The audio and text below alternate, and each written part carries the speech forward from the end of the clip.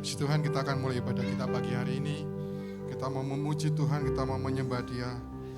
Kita mau datang ke hadirat-Nya.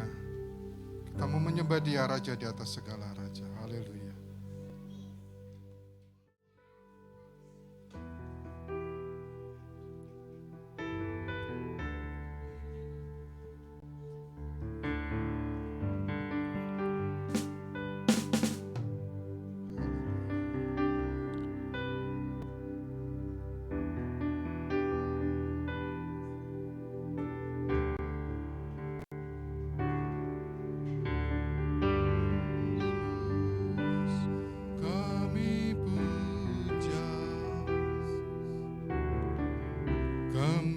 Sembah sebagai Raja,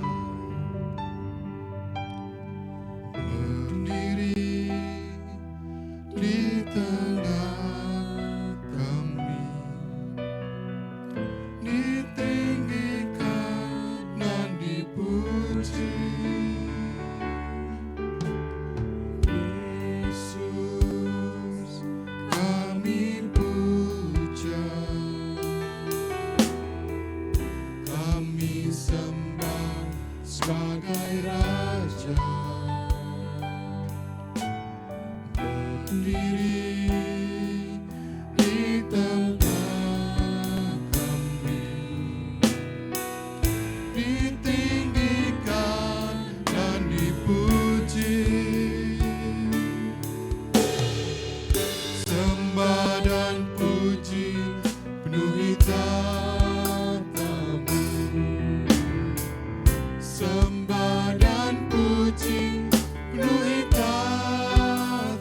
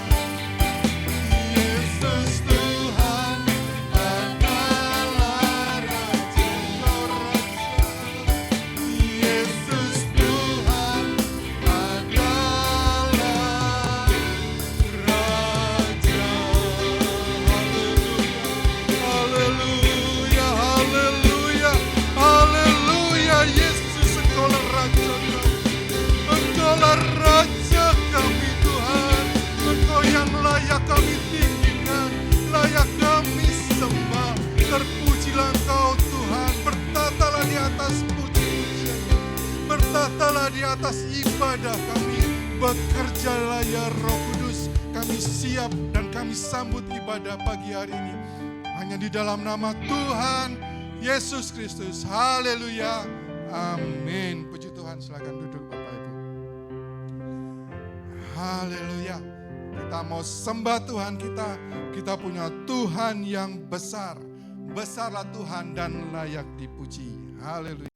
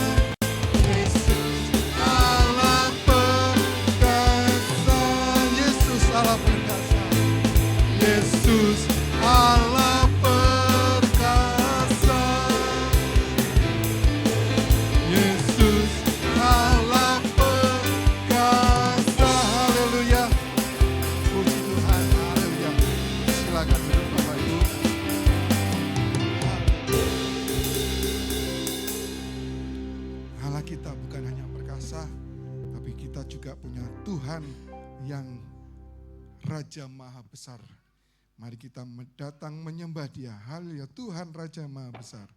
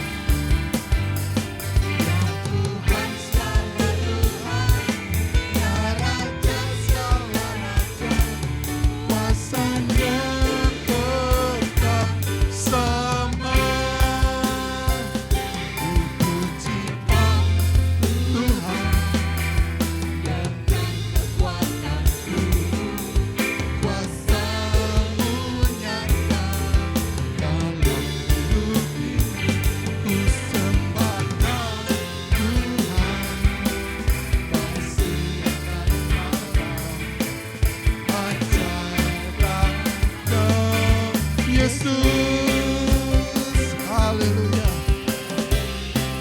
Yesus Tuhan, Yesus Tuhan, Allah yang berkuasa, segala kuasa di tangannya.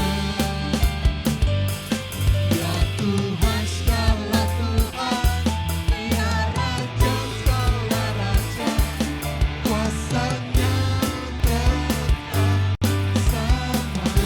Yesus Tuhan, Yesus Tuhan, Allah yang berkuasa, dulu sekarang dan selamanya. Ya Tuhan segala Tuhan, ya Raja segala Raja, kuasanya tetap sama. Ku puji Kau Tuhan, ku puji Kau Tuhan, dengan kekuatanku, kuasa-Mu nyata dalam hidupku. Ku sembah Kau Tuhan, baik siang dan malam, ajaib yang Kau. Yesus ku puji Kau Tuhan, dengan kekuatanku, kuasa-Mu nyata dalam hidupku. Ku sembah Kau Tuhan, baik siang dan malam, ajaib yang Kau. Yesus.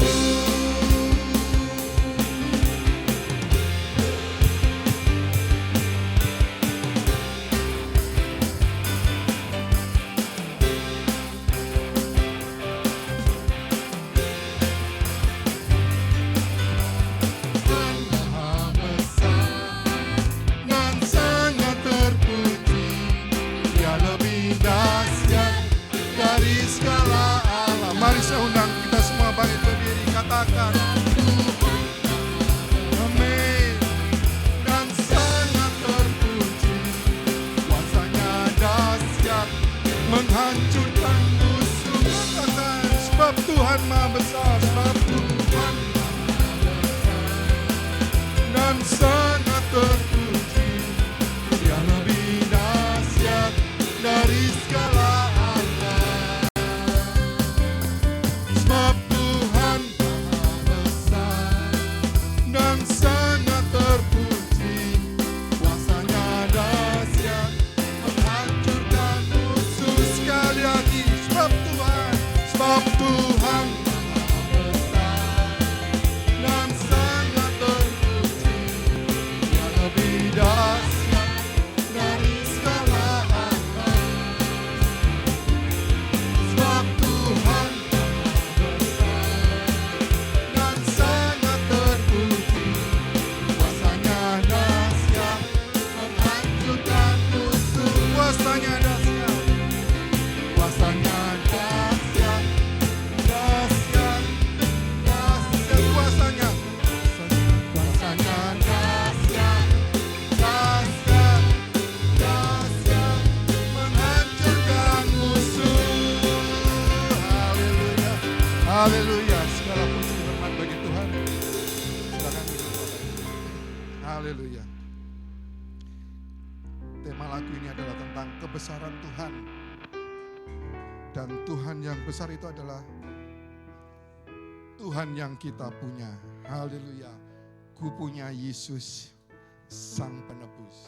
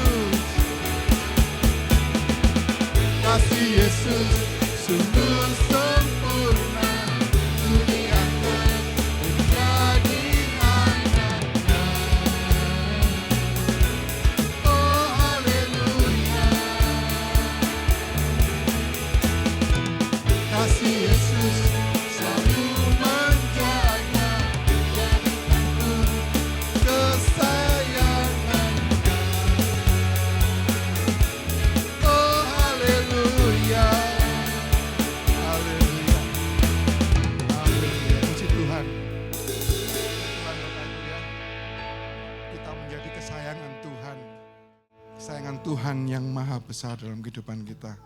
Kita akan siapkan hati kita untuk mendengarkan firman Tuhan. Kembali saya undang Bapak Ibu untuk bangkit berdiri. Haleluya. Kita mau tetap tinggikan sembah Tuhan. Sebab Dia yang besar, Dia yang ajaib, Dia yang mulia.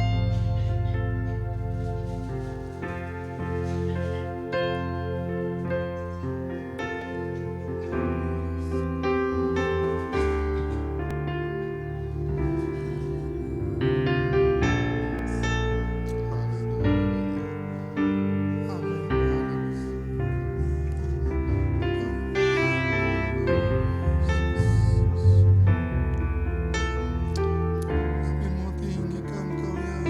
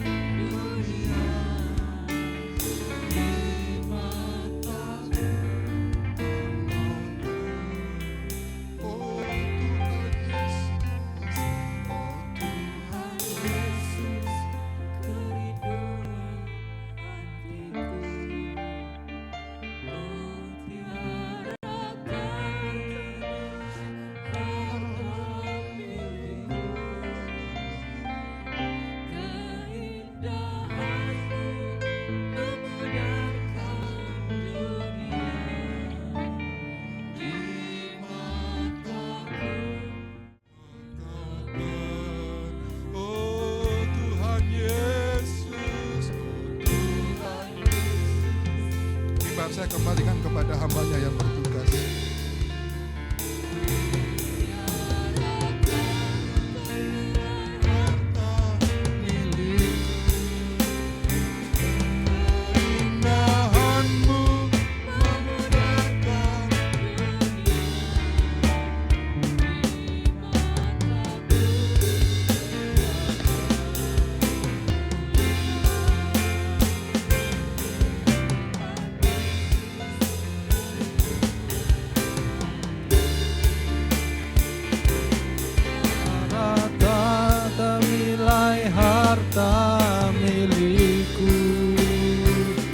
Keindahanmu memudarkan dunia.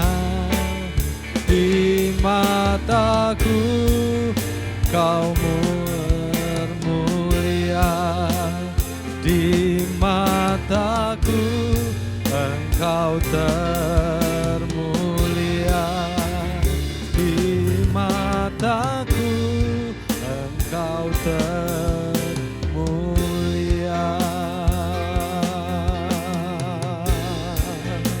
Haleluya. Terima kasih.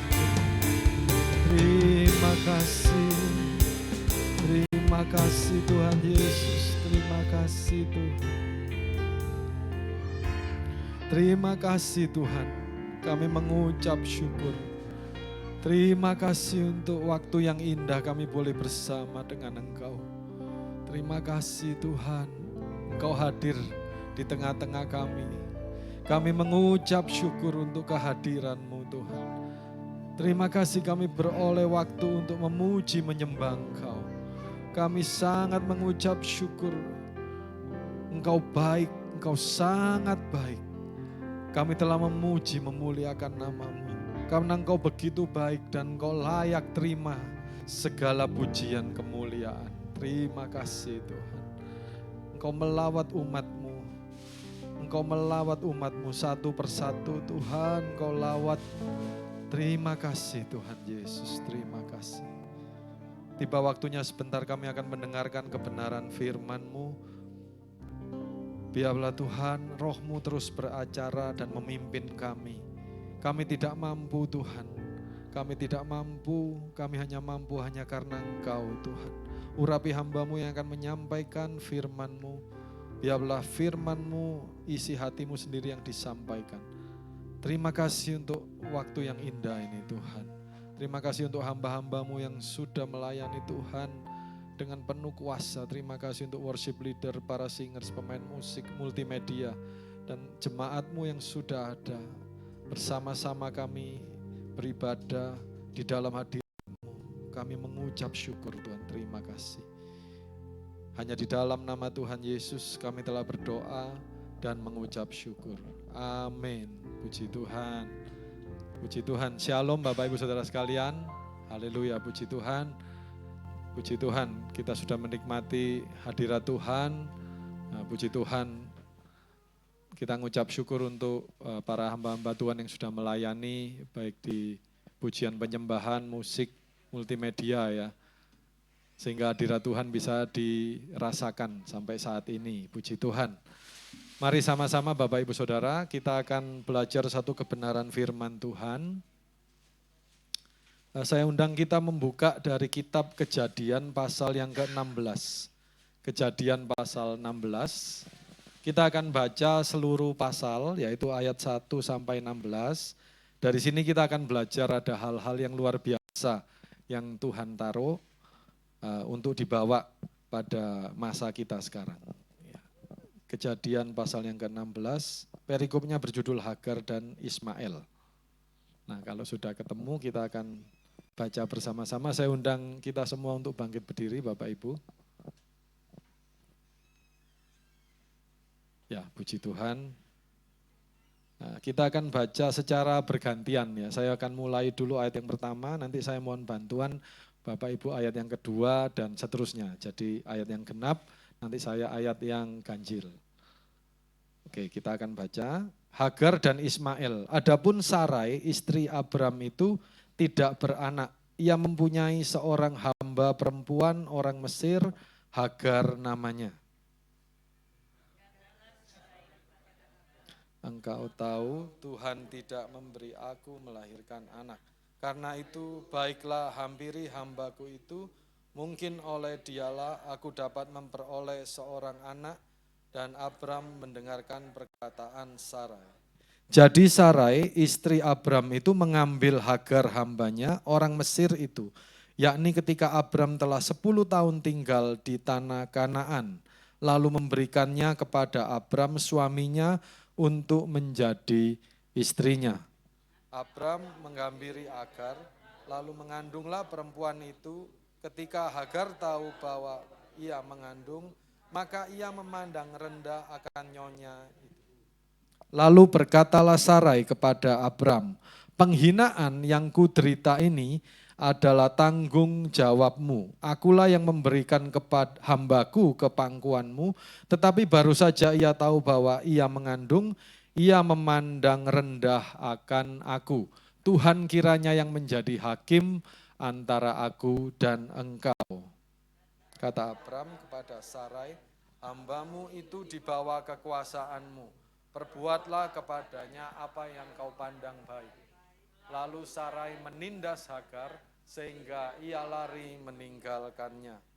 Lalu malaikat Tuhan menjumpainya dekat satu mata air di padang gurun, yakni dekat mata air di jalan ke Syur. Katanya, Hagar hamba Sarai, dari manakah datangmu dan kemanakah pergimu? Jawabnya, aku lari meninggalkan Sarai nyonyaku. Lalu kata malaikat Tuhan itu kepadanya, kembalilah kepada nyonyamu, biarkanlah engkau ditindas di bawah kekuasaannya. Lagi kata malaikat Tuhan itu, aku akan membuat sangat banyak keturunanmu sehingga tidak dapat dihitung karena banyaknya.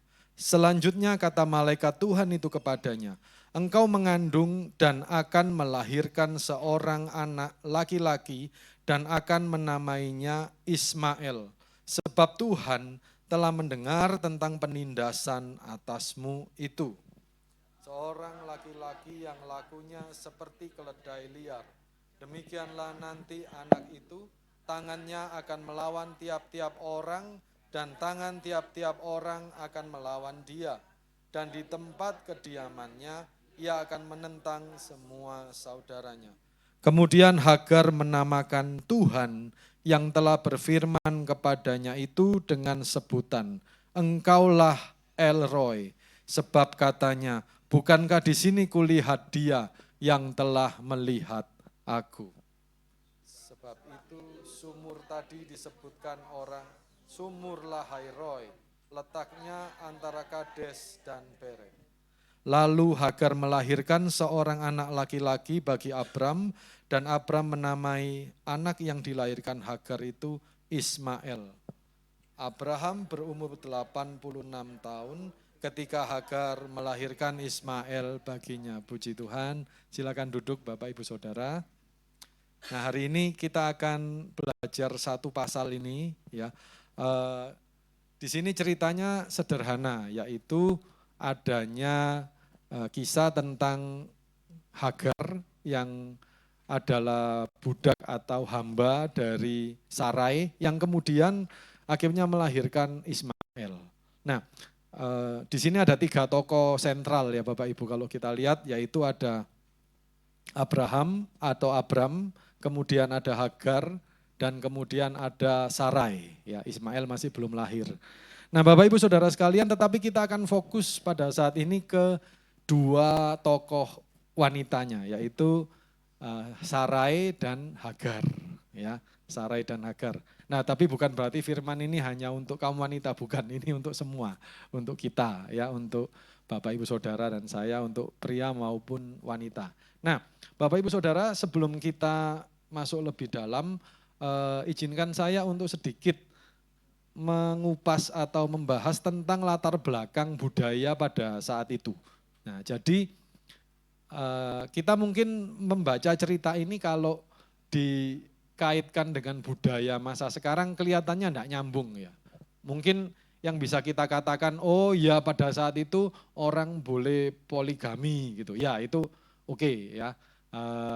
kita bisa paham. Jadi artinya pada saat itu orang bisa beristri lebih dari satu dan di hadapan Tuhan pun tidak apa-apa pada masa perjanjian lama. Tetapi kalau kita lihat Tuhan Yesus mengatakan bahwa pada mulanya, jadi Tuhan Yesus itu kan datang untuk memulihkan segala sesuatu.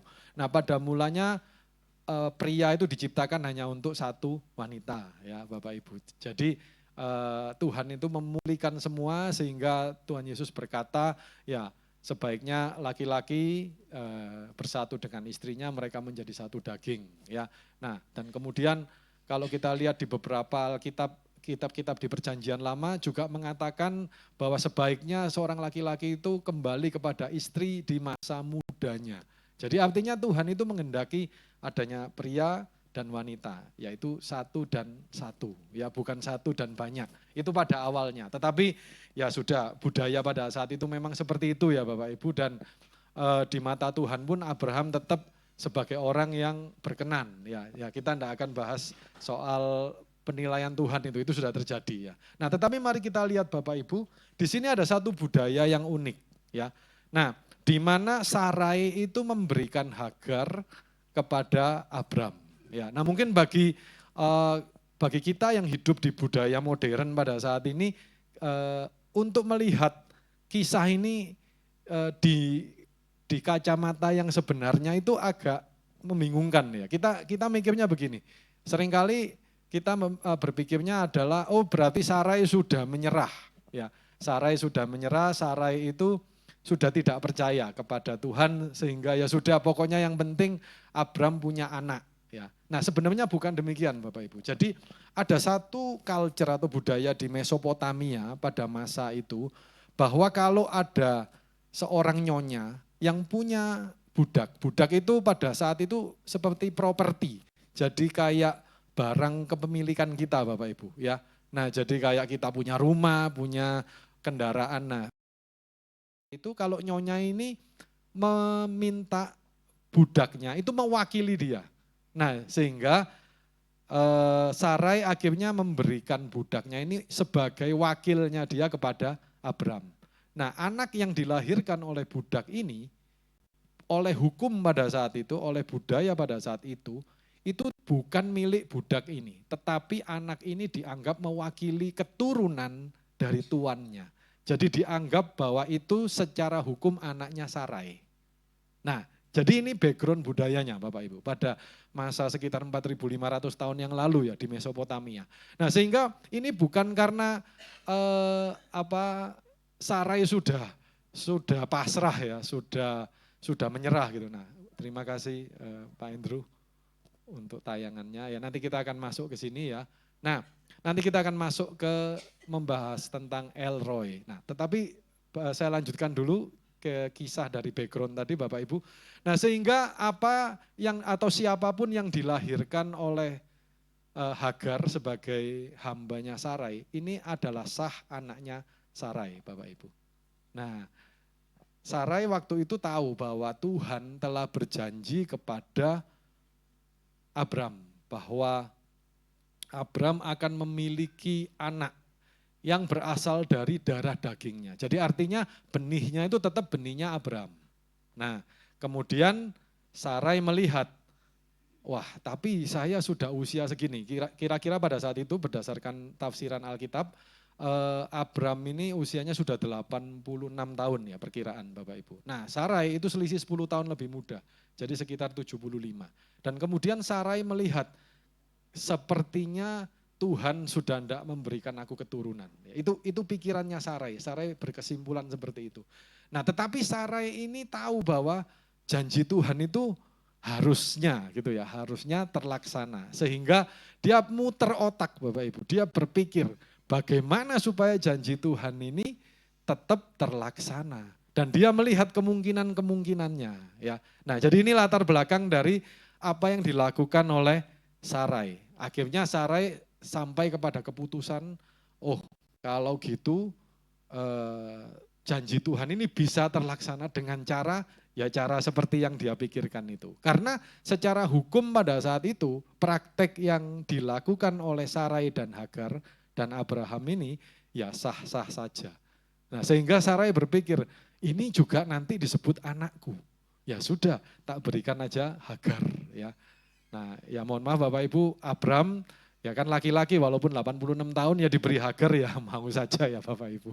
Namanya laki ya. Ya mohon maaf. Ini pada saat itu apalagi diizinkan ya secara budaya. Nah, Hagar akhirnya menjadi istri dari Abram tapi itu mewakili Sarai sebenarnya ya. Nah, kemudian sampailah pada Hagar yang akhirnya mengandung. Ya. Nah, sekarang kembali lagi kepada Hagar, Bapak Ibu Saudara sekalian. Jadi kita mau lihat apa yang dialami oleh Hagar. Kita lihat ayat yang ke-6 ya. Jadi tadi latar belakangnya sudah kita lihat. Nah, ayat yang ke-6 ini dikatakan seperti ini. Saya baca mulai ayat yang keempat, 4, 5, dan 6, ya izinkan saya membaca untuk kita semua. Ayat yang keempat mulai Kejadian 16 ayat 4, 5, dan 6. Abram menghampiri Hagar, lalu mengandunglah perempuan itu. Ketika Hagar tahu bahwa ia mengandung, maka ia memandang rendah akan nyonyanya itu. Lalu berkatalah Sarai kepada Abram, penghinaan yang kuderita ini adalah tanggung jawabmu. Ya katanya Sarai, akulah yang memberikan hambaku ke pangkuanmu, tetapi baru saja ia tahu bahwa ia mengandung, ia memandang rendah akan aku. Tuhan kiranya yang menjadi hakim antara aku dan engkau. Lalu ayat yang ke-6 dikatakan, kata Abram kepada Sarai, hambamu itu dibawa kekuasaanmu, perbuatlah kepadanya apa yang kau pandang baik. Lalu Sarai menindas Hagar sehingga ia lari meninggalkannya. Nah, Bapak Ibu Saudara sekalian, di sini ada kata memandang rendah. Dalam beberapa terjemahan, memandang rendah ini diterjemahkan juga memandang sebagai sesuatu atau seseorang yang kurang penting. Jadi memandang rendah itu artinya memandang sesuatu atau seseorang sebagai kurang penting. Kemudian di terjemahan yang lain yang masih akarnya dari terjemahan aslinya, itu juga diterjemahkan memandang dengan cara kurang hormat. Nah, ini semua merujuk pada perbuatannya Hagar. Nah, kemudian kita lihat di sini, Sarai merasa itu. Ya, jadi ini dikonfirmasi Bapak Ibu, ini bukan perasaannya Sarai saja. Artinya Sarai kan mengatakan di ayat yang 5, ia memandang rendah akan aku. Nah kalau cuma Sarai yang mengatakan, bisa jadi itu perasaannya Sarai saja.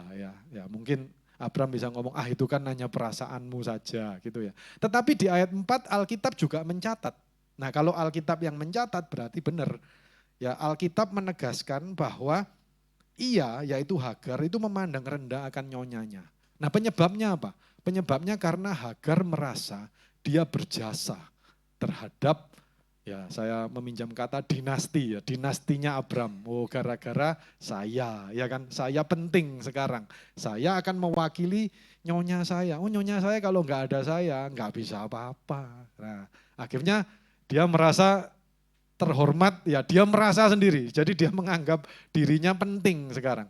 Dan dia memandang rendah nyonyanya, dia memandang rendah Sarai. Ya. Nah tetapi Bapak Ibu Saudara, ketika Sarai merasa ini, dia merasa terhina. Ya. Dan kemudian dia marah, dia merespon. Apa yang dia lakukan? Dia menindas Hagar. Ya. Nah saya kurang tahu, karena Alkitab tidak menjelaskan, menjabarkan kata penindasan yang dilakukan seperti apa. Tapi saya yakin ya bisa saya kira-kira ya atau kita bisa interpretasikan penindasan berarti ya ada perlakuan keras dari Sarai kepada Hagar. Ya. Jadi mungkin Sarainya jadi lebih cerewet gitu ya. Terus ya mohon maaf mungkin saya menggunakan kata bully ya. Jadi dibully Hagar ini ya. Wah dikasih perintah-perintah yang mungkin mustahil dilakukan tapi harus gitu. Kira-kira ini interpretasi saya. Intinya Hagar mulai merasa ini nyonya saya cari gara-gara ini enggak beres ini ya. Nah saya ditindas. Akhirnya dia merasa seperti itu terus dia lari ya, dia lari. Nah mari kita lihat ketika dia lari ada sesuatu yang terjadi kepada Hagar. Nah bisa ditampilkan slide-nya. Nah di sini kita akan melihat ketika dia meninggalkan Sarai, dia lari ke padang gurun, Bapak Ibu Saudara. Ya, dia ke dekat mata air di jalan ke Syur. Nah di sini kita menemukan ada istilah El Roi. Nah apa itu El Roi? Kalau kita lihat di sini, di Alkitab mengatakan di ayat yang ke-13, ya ayat yang ke-13 saya bacakan untuk kita semua. Ya, di slide-nya tidak ada ayatnya, ya hanya ada kata El Roi.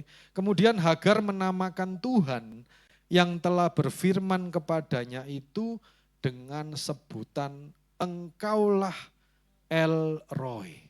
Nah, apa artinya El Roi? Sebab katanya, bukankah di sini, di tempat pelariannya itu, kulihat dia yang telah melihat aku. Jadi El Roi itu artinya secara singkat ya Bapak Ibu, Allah atau dia yang melihat. Nah, yang memperhatikan ya lebih tepatnya. Nah, bisa kembali ke slide-nya tadi. Jadi El Roi itu adalah Allah yang memperhatikan. Ya, bisa dilanjutkan, slide-nya bisa maju.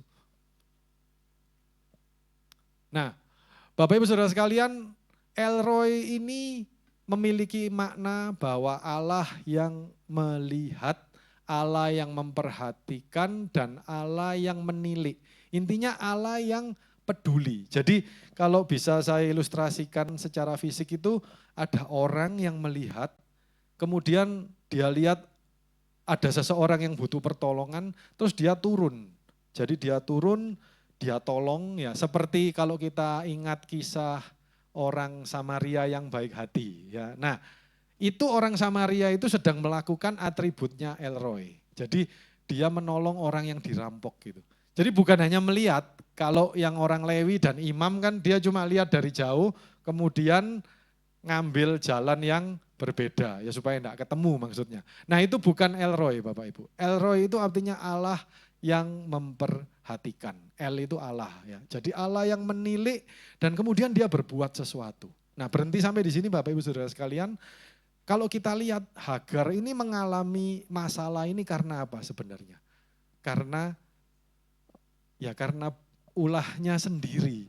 Jadi karena dia itu cari-cari, dia itu sudah mengandung, ya kan? Kemudian dia memandang rendah nyonyanya. Nah kalau seandainya dia tidak memandang rendah nyonyanya, saya yakin memandang rendah ini tidak hanya cuma dalam hati Bapak Ibu. Karena apa? Karena Sarai bisa merasa. Nah kalau bisa dirasakan berarti ada tindakan atau setidaknya ada sikap yang menunjukkan bahwa dia itu lebih tinggi atau dia menganggap dirinya sekarang penting, nyonyanya ini enggak penting. Dan itu lewat sikapnya. Nah sikapnya mungkin enggak dicatat ya di Alkitab, tapi saya interpretasikan mungkin kalau diberi perintah dia bantah, ya, atau dia berargumen panjang gitu ya, atau kalau diberitahu dia enggak mendengarkan. Nah itu seperti itu adalah respon atau itu adalah wujud dari apa? Memandang rendah, yang memandang rendah nyonyanya itu. Jadi nyonyanya merasa. Nah, jadi apa yang dia alami ini adalah ulahnya sendiri Bapak Ibu. Sebenarnya ya ulahnya sendiri.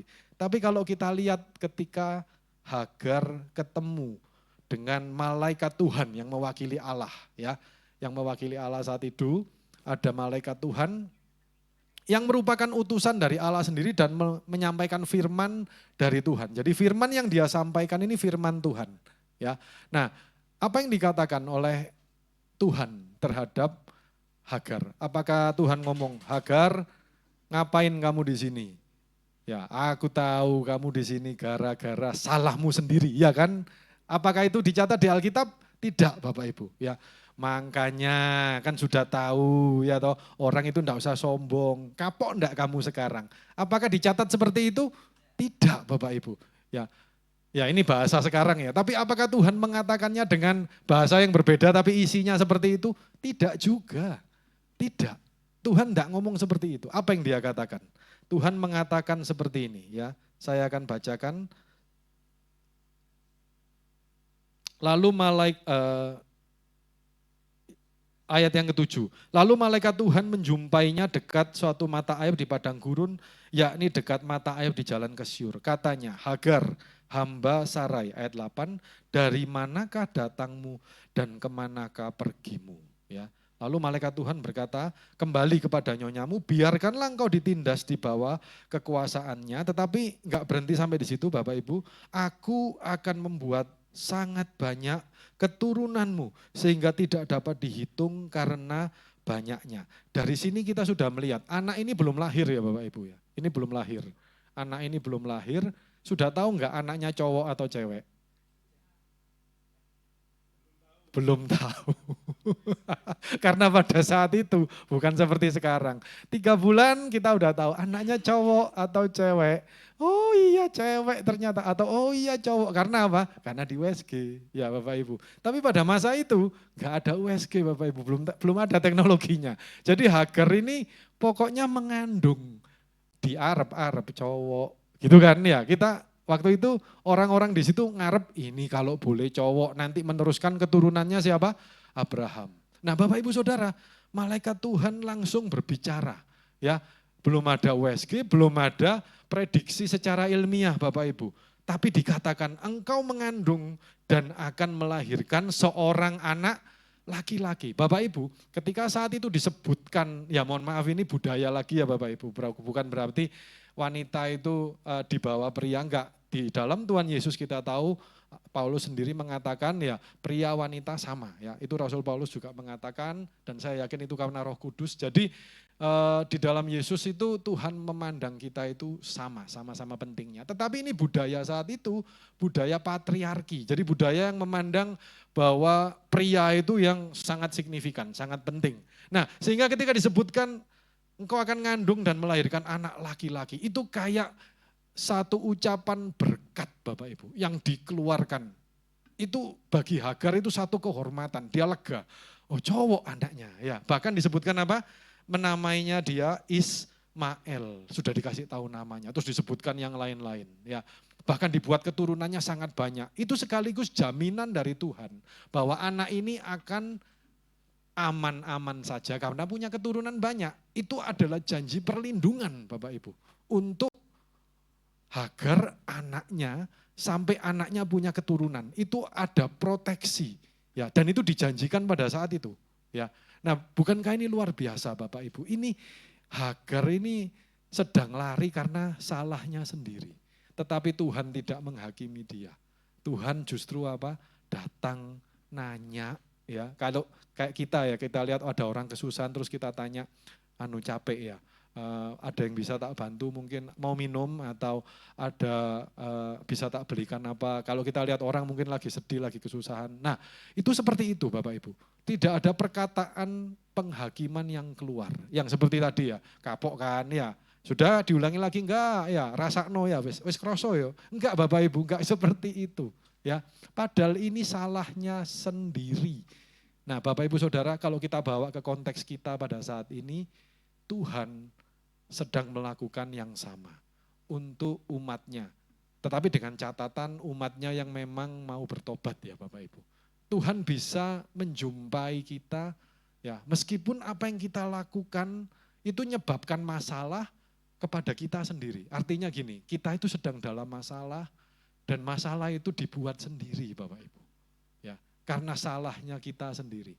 Kalau manusia melihat seperti ini, wah sudah keluar 1000 macam ya penghakiman. Ya, kayaknya dia sudah lebih hebat ya. Terus kita ini yang sedang ngalami masalah ini kayak orang yang harus belajar ya, kapok kan ya. Sekarang belajar sesuatu ya. Nah makanya jangan diulangi lagi. Ini karena salahmu sendiri, karena kamu ini sudah ya panjang Bapak Ibu. Tapi Tuhan tidak bersikap seperti itu. Tuhan tahu apa yang kita alami, walaupun Tuhan itu ya tahu juga, itu salah kita sendiri. Tetapi yang pertama-tama dia lakukan adalah seperti terhadap Hagar, dia datang, dia melihat, dia memperhatikan. Amin. Dia lihat masalah kita, dia tolong dan dia melihat jauh ke depan. Dia berikan jaminan proteksi. Ya, bisa dilanjutkan slide-nya. Ya, Bapak Ibu Saudara, ini sedikit tentang kata melihat ya. Nah, jadi melihat itu artinya kita itu meninjau, memahami lingkungan ya, Nah, kemudian membangun relasi ya. Jadi kita melihat terus kita membangun hubungan dengan apa yang kita lihat itu. Jadi kita berusaha memahami. Nah, ini makna dari kata melihat. Nah, Tuhan melakukan yang sama. Dia tidak memandang kita dari jauh Bapak Ibu. Tapi dia mendekat, dia melihat kita, dan dia membangun hubungan dengan kita. Itulah El Roy, itulah Allah yang memperhatikan kita. Nah, bisa dilanjutkan?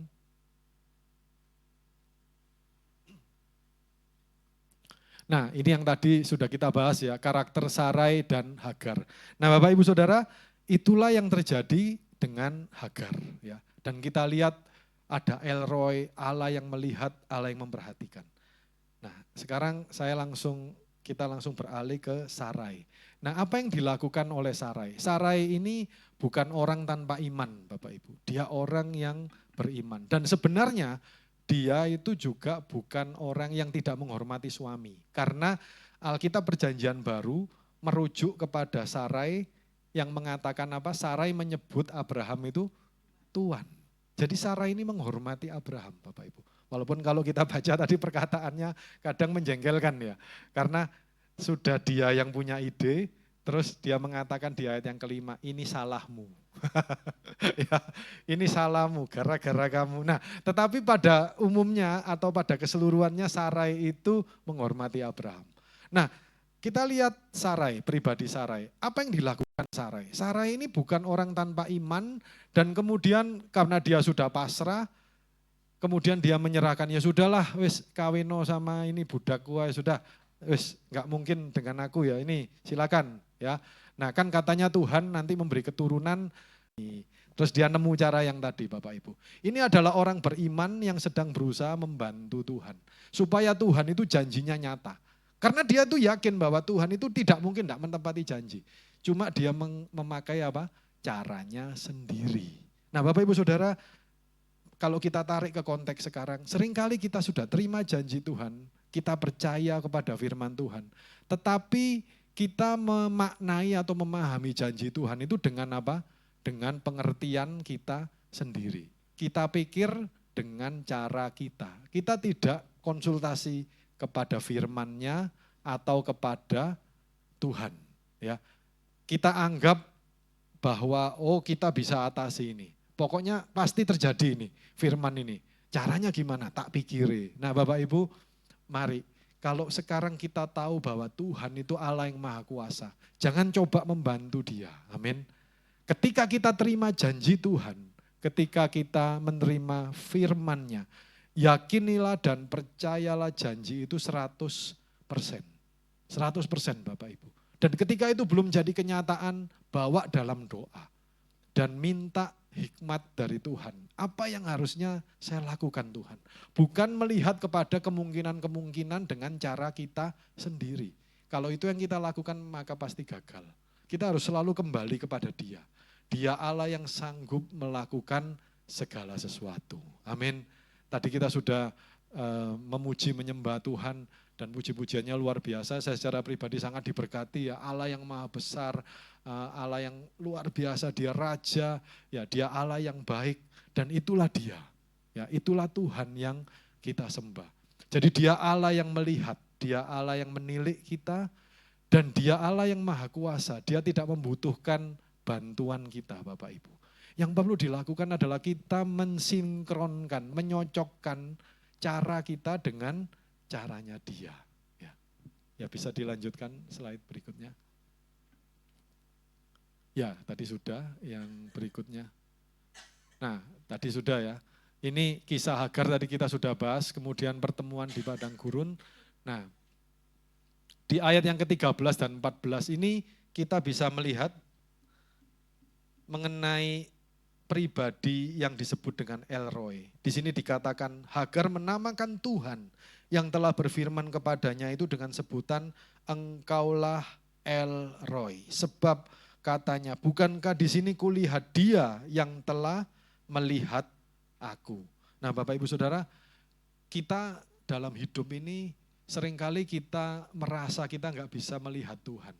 Kita nggak bisa ketemu dengan Tuhan. Tetapi sesungguhnya pada saat itu Tuhan sedang melihat kita. Amin. Dia sedang menilik kita dan dialah El Roy, dia Allah yang memperhatikan. Dan bukan hanya dia Allah yang memperhatikan, tapi dia Allah yang peduli. Dia datang dan dia memberkati kita. Dia melihat kita sampai jauh ke depan. Dia tahu masa depan kita, dia tahu apa yang akan kita alami, dan dia memberkati kita. Amin. Nah, puji Tuhan, firman Tuhan tidak saya panjangkan Bapak Ibu, tapi biarlah hari ini kita belajar bahwa kita punya Allah yang jauh lebih besar daripada apa yang bisa kita pikirkan. Dan dia Allah yang menilik kita, itu yang penting. Dia Allah yang melihat, dia bukan Allah yang tidak peduli. Dia besar, dia penuh kuasa, dia dahsyat, tetapi dia juga melihat dan memperhatikan kita. Nah, apa yang bisa kita lakukan? Kita datang kepada dia. Tidak peduli keadaan kita seperti apapun, kita mungkin sudah dalam kesalahan, dalam masalah, gara-gara perbuatan kita sendiri, dia tetap melihat kita, dia tetap menilik kita. Ya, dia tetap menolong kita. Puji Tuhan. Mari sama-sama kita akan bangkit berdiri, kita masuk dalam saat teduh. Kita renungkan firman Tuhan, dan kita mohon Roh Kudus sendiri yang menjamah kita. Sekarang kekasih-kekasihku, terimalah setiap berkat, rahmat, anugerah, kasih sayang dari Bapa Sorgawi. Di dalam kemurahan, cinta kasih dan keselamatan dari Tuhan kita Yesus Kristus. Dan dengan persekutuan Roh Kudus, roh kekuatan, roh hikmat, roh damai sejahtera, sukacita, roh penolong, roh yang mengurapi saudara dan saya. Terimalah semua berkat yang baik dalam nama Tuhan Yesus Kristus. Hiduplah berkemenangan, hiduplah berkelimpahan, dan jadilah berkat, jadi garam dan terang dunia untuk hormat kemuliaan Tuhan kita Yesus Kristus. Kami ucapkan syukur, kami sudah berdoa, kami bersyukur untuk kebaktian yang diberkati Tuhan di dalam nama Tuhan Yesus Kristus. Haleluya, amin. Happy Sunday, God bless you. Haleluya.